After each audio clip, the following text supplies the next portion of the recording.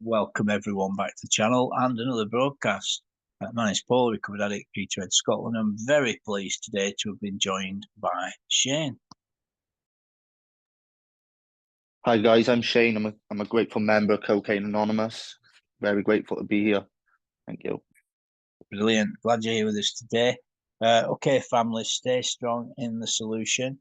On this channel, friends, there's lots of broadcasts. We've got about 2.5 personal stories where you can listen to messages of hope and courage and freedom. We've also got podcasts on each of the steps. There's 2 on step 1 and 2 on step 2. There's podcasts on the traditions. There's a whole host of content. We've also got not recorded meetings, but like a handful of us talking about recovery on the channel. There's probably 8 of those or so. So there's a whole host of content. If you're here and you're looking for sponsorship, if you put your first name, your number, wherever you see this posted, we'll definitely get back to you. We have current male and female sponsorship lists available. So if you're looking for sponsorship, let us know.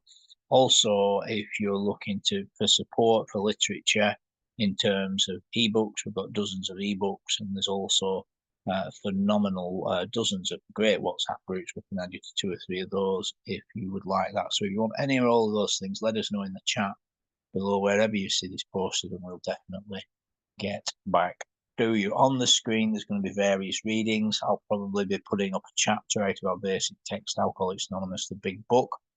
There's also going to be a screen that you can take a screenshot. Bear in mind, you can pause, rewind, fast forward, and share this broadcast wherever you wish. Feel free to like and subscribe simply because it helps other people see the message. And there'll be there'll be a screen with meetings where you can attend Zoom meetings. We've got this screen here, in fact. On there, all those meetings are on every single day. So by all means, take a screenshot of that. Okay, family, without further ado, it gives me great pleasure to introduce Shane. Thank you, Paul. My name's Shane. I'm a grateful member of Cocaine Anonymous. Here by divine intervention of a power greater than myself, and very grateful to be able to say that I've recovered. It means a lot to say that, especially when you come from that position of complete hopelessness and insanity and not knowing that there's a way out. And when you achieve the level of freedom, it's just priceless. It's beyond words. And first thing I'd like to say really is that I'm a millennial, and I like to open my shares up by saying, don't let my age separate you and let the ego get in the way, because I let that happen before, and I thought that I was different, and it took me out the door. But growing up, I wasn't really born into dysfunction or any like alcoholism or like any addiction. I come from a very loving home. Just my mother. I had everything provided for me. Went to school okay, and my problems really started to kick in when I was around the age of 13. When I started to experience, that discomfort, like social anxieties and fears of what people think of me, and low self-esteem and that pride, what I thought about myself, and it really got this uncomfortable, and I sought a solution first of all in cannabis, and I first picked up cannabis, and obviously, like the book says, I started to feel like I'd arrived, and it took me out to myself, and it felt like all my problems had just evaporated. But with that craving, within a matter of a couple of weeks, it become more regular, and within a matter of a year, it stopped producing the same effect, and so I started to explore with legal highs, spice, and I met my match when I picked that substance up, because I started to have physical withdrawals, and I was committing crimes, and I was robbing off my family, and I was robbing people's houses, and you know, it's stuff that I'm really not proud to say, you know, because that's honestly not who I am. And I know that because from a young age, I've always had a really considerate heart of others. And yeah, when I was doing these things, I really felt that I was being driven by something, like some force that was like beyond comprehension. I can't describe what it was, but I really felt like I was a slave to this substance. And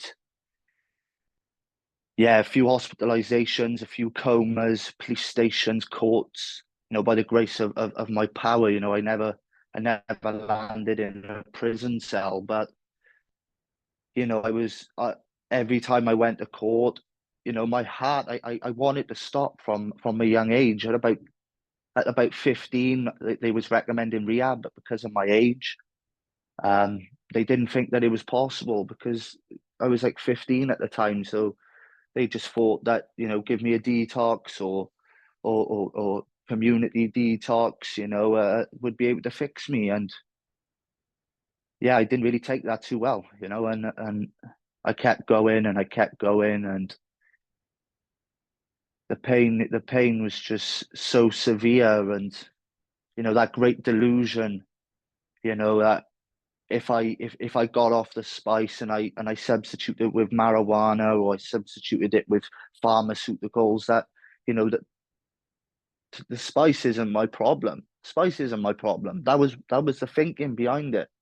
Obviously, not having any understanding of the disease of addiction and the free fall condition, you know. So yeah, I come off of the spice and started my journey on the pharmaceuticals and stayed in that for a while, a few more hospitalizations. And yeah, I came to the point where it brought me to my knees. I was around 17 and I woke up in hospital for the last time, um, well before treatment anyway. And I woke up in hospital that day, and I remember crying to my mother. I remember crying and saying to her, "Look, I can't go home. I'm gonna die." I knew that there was no power, because from my experience, I've come out of hospital. And I've used straight away. As soon as I've left, I've smoked again. But this time it was different. I felt that that my power was looking down at me, and you know, offering me a new direction, but without the solution of the 12 steps. You know, I picked up again. So I moved to Swansea. I got my mother and my father to sign me over to care. Um, and then obviously that desperation, you know, when you hit that bottom, and it's like a brief window of opportunity to really get stuck involved in this stuff, and I didn't know about it. So within a matter of weeks, the thinking developed, that you know, that blank spot and that mental twist, believing the lie, thinking it'll be different this time. And so I kept going, but luckily, by the grace of my power and the support I had around me, because I had so many different teams around me, like mental health, I had social services, I had drug workers, I had um, mental health nurses, and you know, they managed to get the funding for me to go into treatment. And I didn't fully understand what I was doing there, you know, but I stuck it out. I asked for another 3 months, you know, so I all in all, I done 6 months in treatment. And it's got to be said, it was an amazing experience, you know, being around like-minded fellows, you know. And I come out of treatment, and I went into a dry house, and I just done meetings, just you know, meeting makers will make it, you know. That's what I thought. Didn't do anything in the program. I had a sponsor, but it was more of like a tick box thing of, yeah, I've got a sponsor. Never went through the work with him. And you know, that peculiar mental twist again, thinking I could just have the one, thinking I'm nothing like these guys, you know, not fully conceding to my innermost self, not even believing that I was an addict, if I'm honest. And yeah, I picked up again, and it was a strange one because obviously I was hearing stuff in meetings, and when I picked up, it started to come true, and it was going around in my head, everything that was going on in the meetings. And obviously when I was in treatment, we read the 12 steps every morning and the promises. So my mind was baffled when I picked up, and I sat in that dry house, and I remember thinking, I sobered up, I did, and I remember thinking, oh, I need to have another one. And that's when I really felt that saying, we can't live with it or we can't live without it. Because when I was sober, I wanted to be high. But when I was high, I wanted to be sober. It was such a horrible place to be in. So I grasped myself up to my house manager.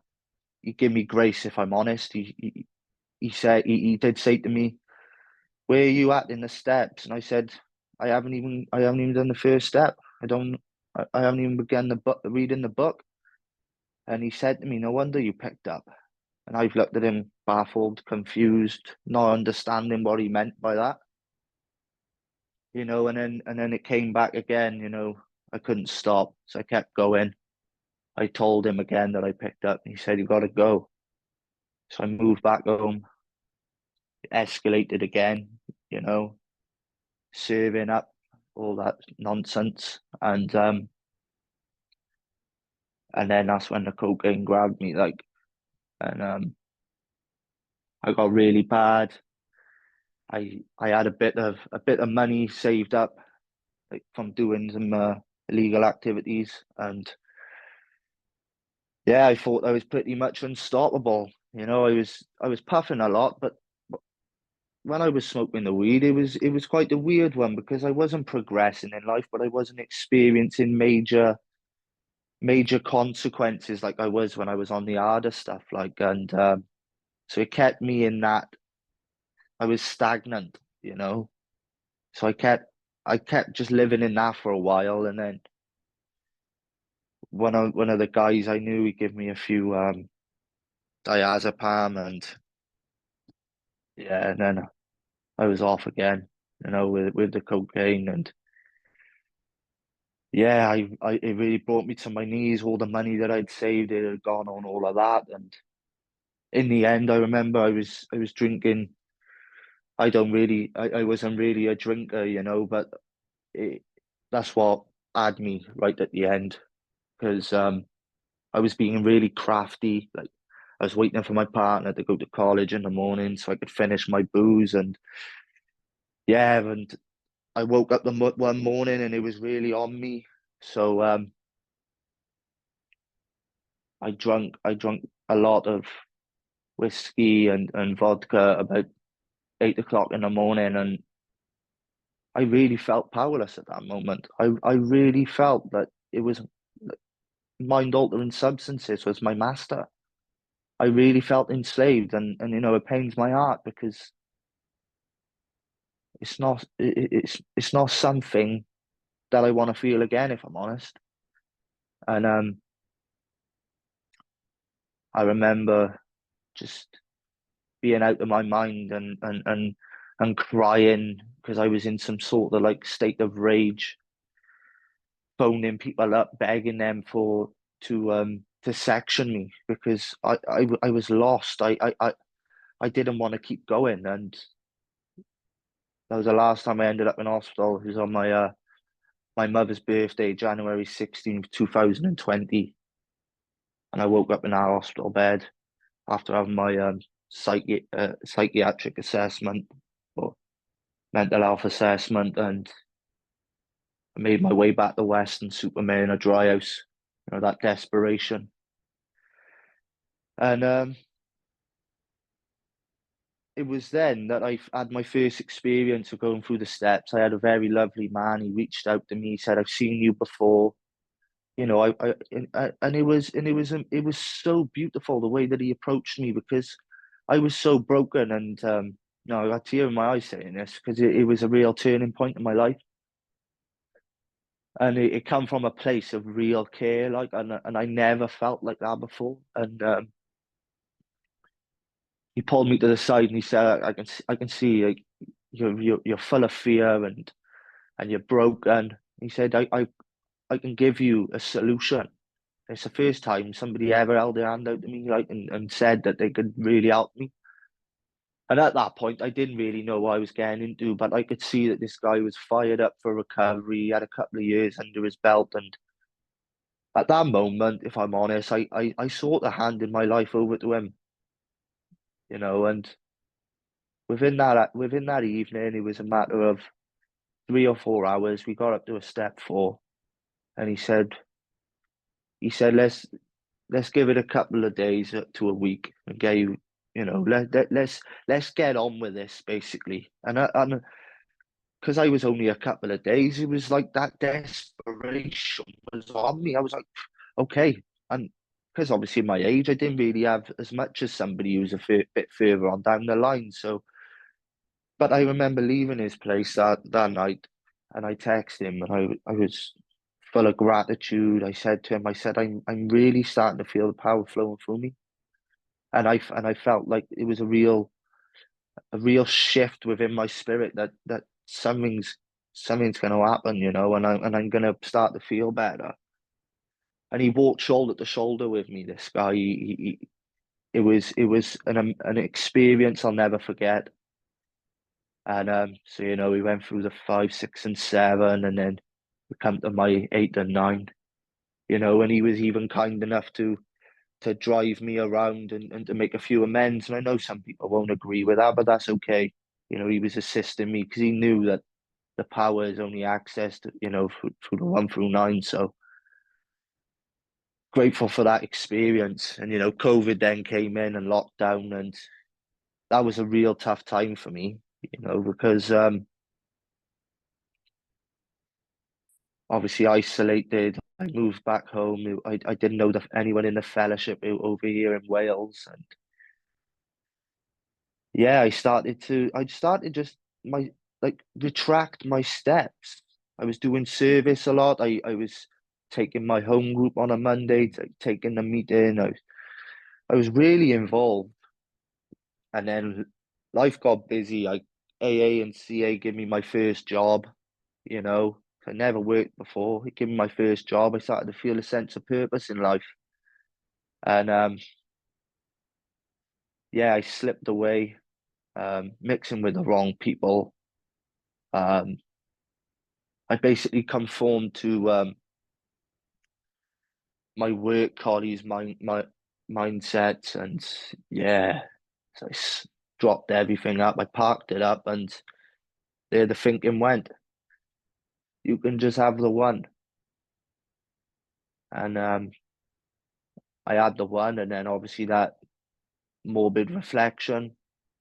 What have I done? Beating myself up, because the same voice that was telling me I could have the one is the same voice that's beating me up. Just couldn't win. Horrible place to be in, and took me a while then to hit my bottom again, so I had to go through a bit more of carnage, and yeah, I started to feel real hopelessness and spiritual bankruptcy this time around, and but the beautiful thing was the seed was already planted of what the steps could do for my spirit. So when I come to that place, I made a few phone calls. Have you got a bed? Have you got a bed? I just had to cling on for a few days before I could get back down. But I remember my last use up, and I prayed to God that, right, you'll get me through.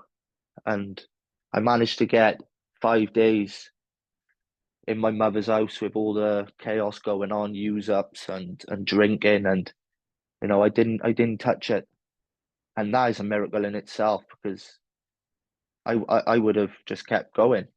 But there was some divine intervention there, and got myself back to Western anyway, because like I said, I already experienced what the steps could do for me. So when I felt that turmoil inside, when I got to Western, the first thing I done was look for a sponsor. Found a sponsor, somebody who obviously was armed with the facts, because I needed somebody who truly understood themselves, and what we're up against. And he took me through the work, directed me to, again, a home group, doing service, he done a lot for me, and you know, it was another great experience, and recovery's just given me my whole life back. You know, I got 2 kids and a missus, and my addiction really caused a lot of chaos, and I was on bail. I wasn't allowed to see my kids, and I think that was a God-given gift, if I'm honest, because it allowed me to have 3 months to really do some deep searching, self-examination, really focus on myself, you know, and really give myself over to a power, and set on different footing this time. You know, I moved back. Things have been going all right. Got myself involved over here. Got service over here, and I truly understand my condition today. You know, it's not the meetings I make; it's the steps I take, as Mark Houston said. You know, and I try and live by that today. I try and live the steps every day in my life, and I don't beat myself up. Most importantly, because I was driven by a lot of pride and ego in my last stint of recovery. You know, I thought I knew it all. I thought I was untouchable, and everybody turned their backs up on me. You know, I was leading with a chin with my religious convictions. And obviously, when everyone turns their backs up on you because, you know, you're presenting yourself as this spiritual guru, it's quite hard to let that pride go. And this time, like I said, I don't beat myself up if I make mistakes, because, like it says in How It Works, spiritual progress rather than spiritual perfection. I live by that. This program is a real gift. You know, I was hopeless. But today I'm not. Today I have something to offer, and no doctor, no no psychiatrist, only an addict can help another real addict, you know, and that's what my purpose is in life. I believe that my purpose now, like it says in step 12, is to go and carry this message to other alcoholics so they too can achieve the same freedom that I have. And I'm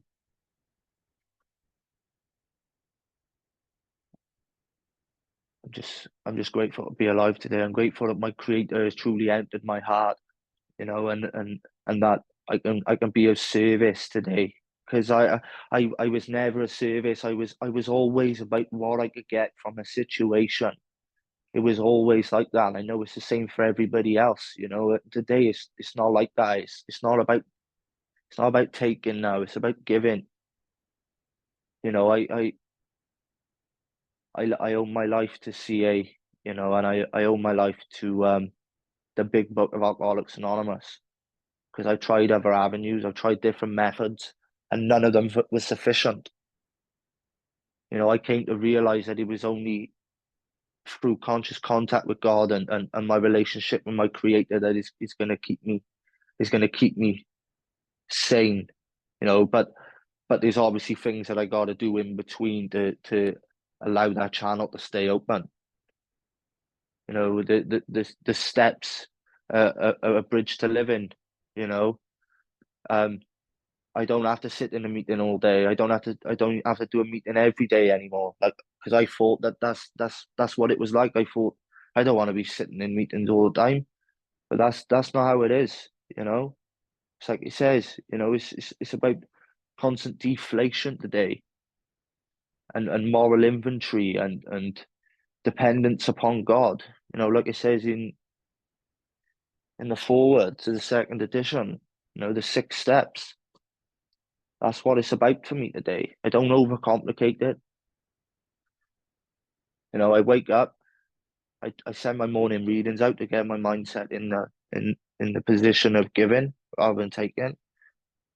I send a text out, I read some literature, I connect with other addicts. I try to carry the principles in all my affairs today. I try and carry the vision of God's word in my life today. And I don't always get it right. We make mistakes, we're human, sometimes we react, but it's what I do with it then. Sometimes I like to sit in resentment as well. I gotta be honest. I like to sit in resentment. I like to live in the first two columns. Me, me, me, me, me, me, me. The blame game. But my first sponsor told me, what's the two letters at the end of blame? Me. So it's about constantly looking within to be set free. The book is absolutely amazing. I believe it's truly inspired. The way that it's written is incredible. It's saving lives. And whenever I see a newcomer now, I try and do the same thing that my first sponsor did for me, because I know how I felt when I first come into the rooms of Cocaine Anonymous, and I know that today it's about trying to impact somebody's life. That's what I try to do. That is what I try to do today. I try and make a difference, because like, you never know what somebody's going through. Even if they're not an addict, I still, even if it's just a smile, that can go a long way. It's really contagious. This walk of life is beautiful, and it offers a lot more than just abstinence. And first of all, like, I thought it was just about the drugs. Wow, what a revelation! It's not about the drugs. It's about my maladjusted way of life, and my way of thinking and the way I react and stuff like that. And I'm content today, and it's what a gift from God.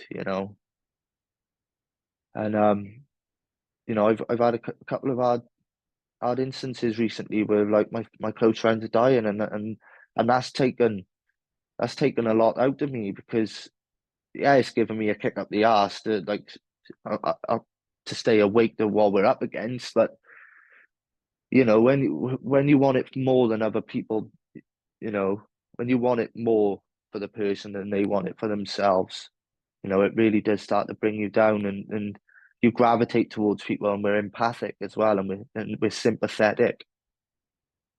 And it was probably one of the hardest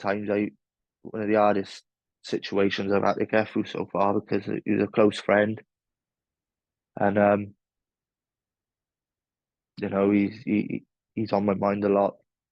And also recently, with another female that I used to associate with, she died from heroin overdose, pregnant. She didn't even know there's a way out. So that gave me a kick up the arse as well, that that I should be stepping up, trying to make this stuff available in my area, because it's not too known over here. And Cocaine Anonymous is amazing. It's where I started to love myself. It's where I got shown how to love. It's where I got shown how to take responsibility, how to deal with that malady. I put the work in and I reap the rewards. That, and I can say that with conviction. I don't say that just for like ego. You know, I knew what I had to do this time. I knew that in order for me to fully recover, I needed to meet God halfway. You know, I have to humble myself before Him and seek Him, and repent, because that is truly what the program is about. It's about identifying where the manifestations of self are coming in, nip it in the bud, confess it, turn my thoughts to another addict. How can I be of service? This life isn't about me today. I have to die to myself daily. I'm so passionate about this stuff, because, like, I wouldn't be here today. Like, by the time I was by the time I was 17, I'd already been in three comas, like, and that scares me today, because when I'm in a state of blackout, I will continue to use, and it's petrifying, because I know that I'm beyond human aid. You know, in step 3, it tells me that I have to be completely convinced that any life run on self-will is a complete failure. I felt that. I felt that I was unmanageable. I felt that this malady manifested was unbearable. You know, because the only thing that I do when this malady is erupting within me is to go and seek ease and comfort through a drink or a drug. But the day I don't do that, it's incredible to think about the 180-degree turn. And it hasn't even been difficult.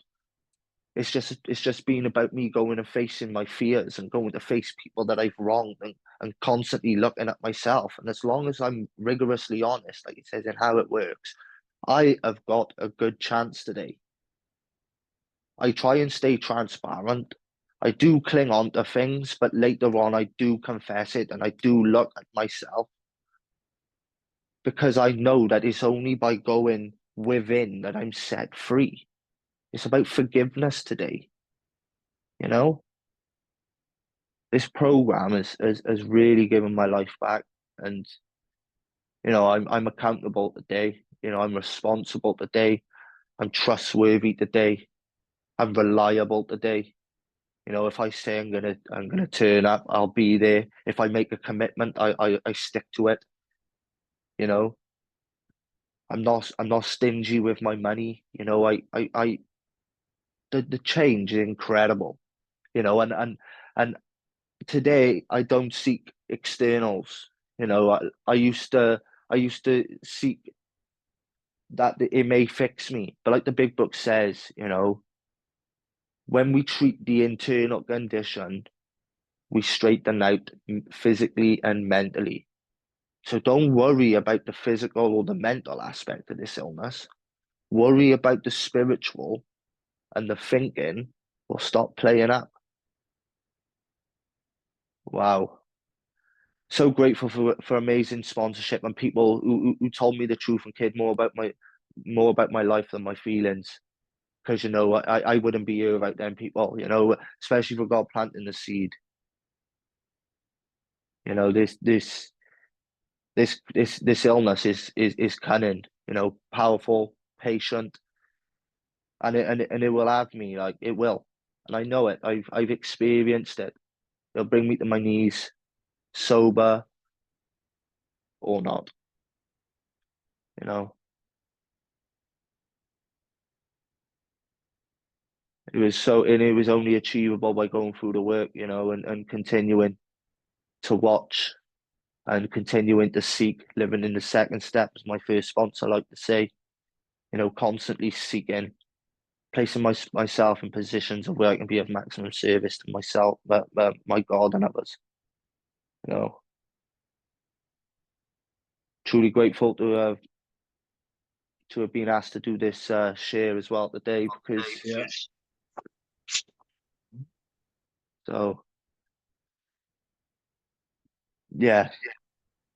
Brilliant. We're really glad you're here with us, Shane. Appreciate you coming along. Yeah, no, it's great to hear you, and particularly someone so young hearing this message, you know, working this process, changing, growing, learning. Uh, Growth is the thing, isn't it? Change and freedom. And, you know, you mentioned a few things there I can relate with, you know, Shane. You mentioned losing someone. I think you said your best friend recently. And over the many years, I've lost a lot of people to this illness, you know, that have died doing drug deals and, you know, knocked themselves off and overdosed, and people losing limbs and their organs shutting down. You know, I could cite probably half a dozen cases of each of those scenarios over the years that persons I've lost. This is a progressive fatal illness, and people die of this illness all the time. You know, the statistics are terrifying. If you include people that top themselves as a result of the consequence of addiction, I think it's every 5 or 6 seconds someone dies of addiction. If you don't include that, I think it's every 7 or 8 seconds. So either way around, while you're taking this breath, an addict somewhere is taking the last breath. And alcohol is a drug. Grammatically and scientifically, an alcoholic is a drug addict. You know, and you never need to use it again. It's a program of mercy, a program of love, a program of truth, and people get free and stay free. I believe in permanent sobriety, Shane. I believe a man becomes a recovered man. We only do it one day at a time. Why do I say that? Well, I know people that have died with it. You know, I know people in this area who died with several decades of continuous sobriety. Now, they may not have felt like they had it during them years, but they had it. That's what they had. That's what God had given. Now, you know, it's really down to the grace of God, you know, and the steps are designed to get me connected to infinite power. And through the maintenance of that connection, the obsession for drink and drug is removed. And our stories consist of generally what it was like, what it's like today, what happened, and what it was like in those days. Shane was living to use your to live, ways and means to get more whole life and thinking sensible in getting and using more. And you know, that's not my story today. What would happen is these various circumstances would appear to conspire, usually around my well-being, finance, romance, employment, those kinds of things, feelings, mental, emotional, spiritual feelings, or the lack thereof. So basically, health. You know, you know, you can bracket all those things: financial, marital, industrial, domestic, health, well-being. You know, and usually for most addicts, that's what brings us. You know, we finally realise we can't keep spinning those plates; they keep hitting the deck with a crash. You know, then it's time to commit to sobriety.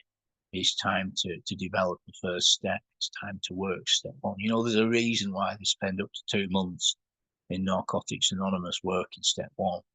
You know, I find it scary when sometimes when I hear people very brashly talk about step one. Occasionally I hear it in meetings. Oh, well, you know, I was given step one, you know, there's nothing to work in step one. This is a killer illness, you know. Having a proper step one in place is essential. Having radical acceptance of our manageable lifestyle is absolutely essential, paramount, above anything else. You must have a step one in place, otherwise you may die. You know. Now, I conversely, I think it's quite wrong to say to people, "Oh, you know, if you don't do this, you will use again." Never say that to me. How the hell do you know what people will do? Then you'll sometimes hear people say, "Oh, well, step one tells me I'll use again." Well, where do you read that? How do you work that out? That's not what step one says at all. It says when you're drinking and drugging, you can't handle your life. That's what step one says. Don't just parrot things people hear in rooms. And I know I love your message, Shane. You know, I've already shared a few times. And, I like the message of the book. You know, and our basic text is these first 164 pages. And the first 43 pages of that is largely about step one. So that's a quarter of what we call the program in the book. Is largely about the first step. And as part of getting step one, Wilson had to be convinced there was a better lifestyle. Wilson was a full-blown alcoholic addict, a manic, suicidal, depressive. He was in a very, very bad way, you know. Sometimes addicts struggle to identify. He was full-blown now, you know, and he managed to get decades of continuous sobriety. And during them 43 pages, there's a lot about step two and step three.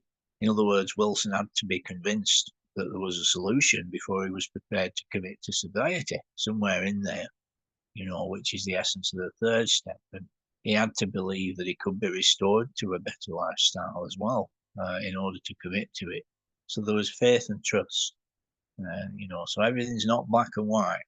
You know, now conversely, you know, I do understand some people to this day take people through all 12 steps in an afternoon, and you leave that 5-hour setting with your amends list.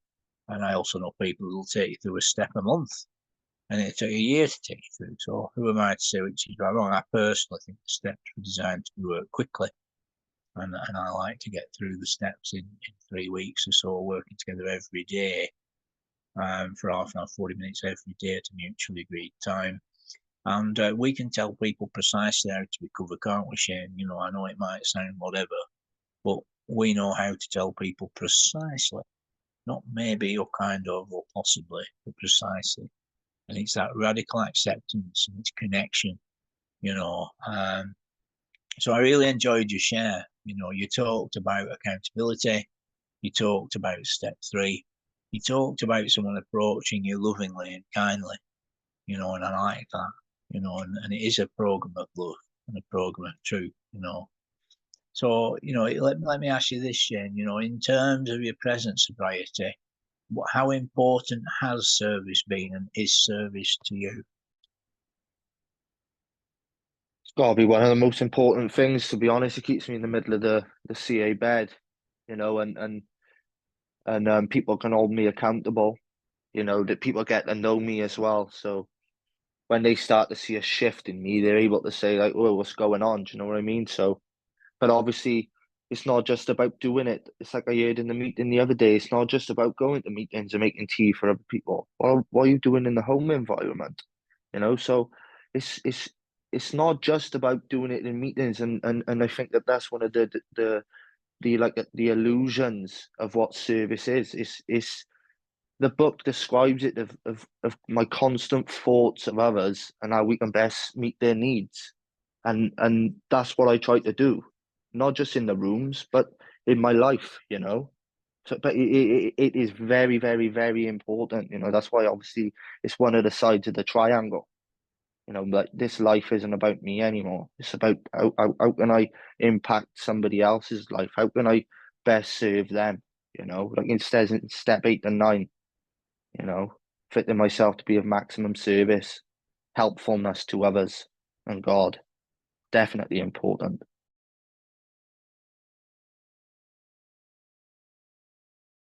Can you just carry on for a minute? I'll be back in 1 minute. Yeah, of course. Yeah, if it wasn't for service, you know, I service in the meetings, I should say. It sort of keeps me on the outside of things, and I'm able to like coast, and I'm able to sort of just hide. But when I'm in the middle of the bed, I'm people notice me and they see. So looking at it now, what I've just said, it's sort of like that one of the traditions where it says about attraction rather than promotion. Because you know when you're heavily involved, people see that glow about you. You're not dim. You you know you got that thing about you where you're like full of life, and they're like, what's about this guy? He's you know he's confident. He's chatty. He's bubbly, and you know that's quite attractive. Because when you come into the rooms, obviously it's you're in your shell, and you're full of fear. And service is definitely helps massively in recovery. You know, it's um it's Yeah, paramount. yeah. And then the other thing is sponsorship. You know, once I get clean and learn to stay clean on a personal basis, which is a process. You know, for many folk to, you know, I believe here's what I believe, Shane.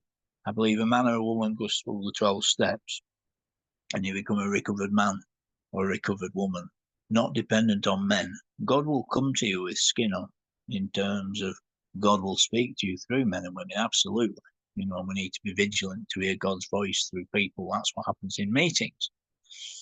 However, your accountability is to God, because there'll be, you know, every human has, well, most of their time is not spent with people when you're asleep, or if you're on your own. You're not on your own. God is there. You know, God is there. And I believe a man or woman goes through the 12 steps, and then you stand on your own 2 feet in God's power as a man and as a woman, free. You know, I don't go for this sick cultish dependency thing, and particularly right down in the south of England in recovery circles. I believe the message of the book is a pure message, and it's about having a transparent account relationship with God, with the Creator. That's the message of the book, and I see a lot of people trying to sort of like force the program. So I do, Shane. I don't know if you've come across this, and they sort of like it has to be militaristic because they lack the divine power, because they've not got that gentle, loving relationship with the Creator, and so they get very manipulative. And it's like, you know, and you must do this. Now, of course, there are things we must do, but it's you're not in the army. You know what I mean? Wilson was famous for saying to people, "You are, of course, free to do exactly as you want to do. However, our group experience has shown thus and thus," and then he would go on to outline what was proven to work. What do you think? Yeah, 100%. I've got experience in that myself. Actually, I was involved with that militant sponsorship and telling people what to do, and yeah, it's really consuming. And obviously, because I'm young, like I was drawn to that a bit, if I'm honest. But I didn't notice it when I didn't notice like the control until I come out of it. So before I actually moved to Wales, I was involved with it, and so it was like I'd have to send over a morning reading and put my emphasis on the end of messages, and I'd have to do certain things throughout the day, and I had to be a part of this home group, and I had to please this guy, and I couldn't pull the sponsor or the hierarchy basically of the sponsorship line. And I remember I come to Wales, I got a sponsor who's got multiple years, and he didn't give me any of these suggestions like what I was getting. He was just saying, "All right, you'll meet once or twice a week to go through the book," and that's it. And I felt really lost. I had to deprogram myself from it because I felt like I felt like I was going to basically relapse because I had all these things imposed on me that if I come out of those restrictions, I was going to use again, and I was it was really mind boggling because obviously like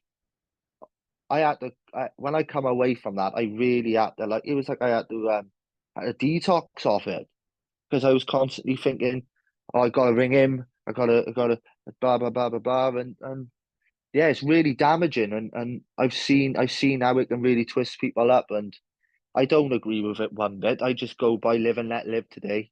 You know, it's I've sponsored people in the past, and you know they've went out and they've relapsed, and it's really disturbed my spirit because it can make me feel like I'm at fault for it. But at the end of the day, honesty, open mindedness, and willingness, that's the key. You know, and that will take you far enough. You know, so that's all I'll say. Really, is just live and let live. You know, but that sponsorship, in my opinion, is nonsense. And I wouldn't go back to it. You know, it's about living life today. Yeah, I mean, that was great. I mean, I'm sure you'll agree, none of us are experts, However, the collective wisdom is that persons simply get honest about the consequences of their drug addiction and maintain the honesty through relationship with higher power and their fellows. That's really the essence of the fellowship. It's not. It doesn't. It doesn't need. We don't need to be. We don't need a sergeant major, to give us sets of commands. And I've seen it. I could talk about this for hours, Shane. I've counselled many people over the years in tears from that type of sponsorship, and my experience as well in the real world is it fails far more times than it works. It's just for those it works are very vocal because they've been pressured into that militant thing. So they're very vocal, but there's a stack of people for everyone that he seems to work for. In my experience, anyway, there's a stack of people it doesn't work for that in many cases you don't hear from because they just stop coming along. They think, well, this is not for me, and it's not in line with the book at all. We get honest about the consequences, the circumstances, and we remain honest, and that ultimately keeps you clean. The basis of what we do is honesty, and I don't miss those days, Shane, let me tell you. And, so look, family, before I invite Shane back in to talk from near to any closing thoughts, that does bring us to the end of today's broadcast. On the screen is a meeting screen. All these meetings run every single day. If you've never been to a Zoom meeting, you will not be required to put on your video at any of those meetings, nor will you be required to talk. You can simply log on and listen. And all those ones are on every single day on that screen. Me and Shane are often found at a meeting called We Can Recover that's on 3 times a day, every day, 2 o'clock, 8 o'clock, 9:30. The meeting ID is at the top. The UK Samaritans and the CA UK helpline are also on that screen. There's a lot of support available. Once again, if you're listening to this and you are looking for sponsorship, then we took the time to record 3 podcasts on this channel about sponsorship. The first one is, what is it? What is sponsorship? The second one is, am I ready to become a sponsor? And the third one is how do I sponsor? So you may well find those podcasts useful, which you can locate on the video page on this channel. And if you are looking for sponsorship in the first instance, pop your first name and your number below wherever you see this post, and we'll definitely get back to you. We can send you lots of free resources on WhatsApp, and we can also add you to some very healthy WhatsApp groups. So without further ado, I just want to say thank you, Shane, and ask you if you have any closing thoughts you'd like to share with our audience.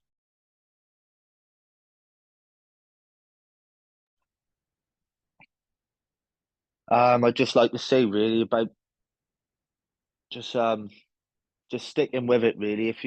If you've got a few days under your belt and you know you're still experiencing some of the internal turmoil, you know, just stick with it and apply yourself to the program, because it really does work, and you know your outlook can really change. And no matter who you are, what you've done, you know, you can have a better life. And you know it offers a lot more than just abstinence, like I've already said. And you know it's a beautiful program. It really works. It really works. You know, as long as you apply yourself to it and continue to stay humble, you know, so stick with it. And yeah, have a great day, guys. Thank you. Thanks, Shane. Okay, family, stay safe, stay strong, and check out the other broadcasts and come along to some meetings. And we'll be back soon in the next one.